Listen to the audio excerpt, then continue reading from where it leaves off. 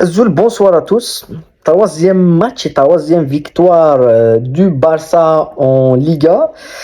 Une autre victoire assez difficile hein, par rapport au déroulement du match, mais ça nous rappelle aussi la première victoire qui n'était pas facile en remontant le score face à Valence. Et la deuxième victoire qui était aussi difficile avec le même score, 2 buts 1 face à Valence, 2 buts 1 face à Bilbao et 2 buts 1 ce soir face à Vallecano qui est un adversaire difficile puisque le Barça n'a plus gagné à Vallecano depuis 3 saisons. Donc avant de commencer le débrief, on va juste parler un petit peu sur les choses qu'on a vues ce soir. N'oubliez pas de liker et de vous abonner à la chaîne. La première chose, c'est un Barça poussif. À part le match où on a vu face à Bilbao, ça s'est joué au Camp Nou, mais les deux matchs où ils ont joué à l'extérieur dans des stades compliqués aussi en Liga, Vallecano et Valence. On a parlé des difficultés qu'a le Real Madrid avec Mbappé. Il y a beaucoup de commentaires qui se disent mais le Real a joué face à des blocs bas, Mbappé a des difficultés face à des blocs bas. Il faut savoir que 80% des adversaires que tu as dans un championnat jouent bloc bas. Quand tu es l'équipe favorite, City, toutes les équipes jouent bloc bas. Le Real, à part le Barça, et on va citer une ou deux équipes, je sais pas, qui va être à domicile et va essayer de procurer quelque chose, ils jouent tous bloc bas. Et tu as des stades qui sont compliqués comme le Rayo et comme Valence, comme Bilbao, comme la Noeta de Sociedad, comme la Ceramica, anciennement le Madrigal de Villarreal, donc Osasuna aussi. Donc c'est des stades toujours difficiles à aller conquérir. Mais la chose la plus intéressante qui m'a frappé aujourd'hui, c'est qu'on a deux visages du Barça. On a l'équipe qui commence le match, qui est toujours sous pression, qui peut chavirer, qui peut prendre des buts, et on l'a vu face à Valence, et on l'a vu ce soir face à Vallecano. Ils prennent des buts, ils sont pas, je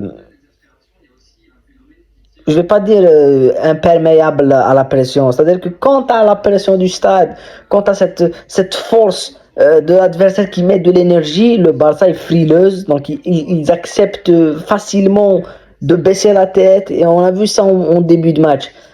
Donc, mais après, on a vu une réaction, parce que je pense que la rentrée de Dani Olmo, et on va parler de Dani Olmo un petit peu plus tard, a changé le match, parce que c'est quelqu'un qui a ramené cette touche technique. Avant, il n'y avait que Pedri, mais là, il y a Olmo. Donc, ça a permis au Barça de revenir, mais ces débuts de match-là, si tu joues face au Real Madrid, au Bernabeu, et que tu rentres pas bien dans ton match, c'est pas un but que tu vas encaisser, c'est 2, 3 buts.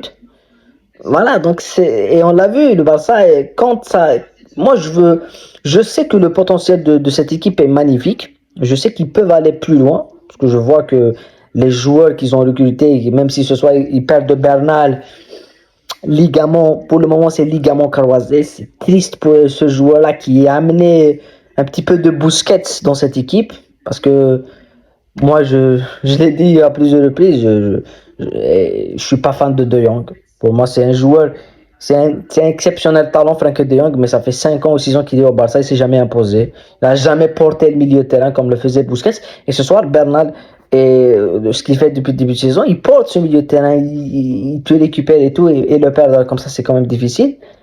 Mais il faut que quand il y a la pression, quand l'adversaire met toute cette intensité, il faut que tu sois plus résistant. Il faut pas que tu chutes à la première passe. Voilà. Donc ça, c'est le problème du Barça. Et après, derrière, on avait la retraite d'Olmo. Il n'y a pas de souci d'adaptation avec Olmo. Il a Yamal à côté, il joue avec lui en Espagne. Ils sont potes. Et tu as à côté de lui Pedri, Pedri, si tu connais pas, si tu sais pas jouer au foot, tu joues avec lui, tu apprends à jouer au foot. C'est très très facile. T'as Rafinha qui fait un très bon début de saison. Je suis surpris de son début de saison. Il est athlétiquement là, présent. Donc j'espère qu'il va pas se blesser. Et voilà, défensivement, quand ils sont là en rendez-vous, c'est bien. Mais voilà, on a vu comme quelques erreurs en premier mi-temps de Koundé, d'Iniago, de Koubarsi et tout. Mais ce Barça-là est dans la continuité et ça va se jouer. La Liga va être jouée cette saison. Ça va pas être une équipe, deux équipes. Il y aura quand même des enjeux. Il y aura quand même. Je pense que cette équipe du Barça est beaucoup plus résistante que les autres équipes. Ils sont capables de revenir au score. Donc ça, c'est très intéressant. Voilà, c'est tout ce que je voulais dire. Après, je voulais finir en parlant de Olmo, tout seul. Si tu as un troisième milieu créatif, c'est-à-dire que tu pourras mettre peut-être De Jong ou Gavi, s'ils reviennent, les joueurs, s'ils reviennent à leur forme. Un milieu Pedri, Olmo, je voulais Bernal parce que moi j'aime les joueurs comme ça de la Masia qui sont simples et tout. Mais s'il y a Olmo, Pedri derrière De Jong et tout, ça peut proposer du jeu. Et le Barça, c'est une équipe qu'on veut voir jouer. On veut pas, moi, je veux pas voir le Barça gagner sans bien jouer. Quand il y avait Valverde, le Barça gagnait tout le temps. On ne perdait jamais de Classico, on ne perdait, mais ça jouait pas bien. Mais là, on est en train de voir une équipe qui joue bien. Et ça, c'est bien. C'est très bien. Voilà. On se retrouve demain pour débriefer Las Palmas Real Madrid. Un super match. Un nouveau match pour le Real face à un bloc bas. Et à Las Palmas. Donc, ça va être un match difficile. Voilà. Prenez soin de vous. La paix sur vous et à bientôt.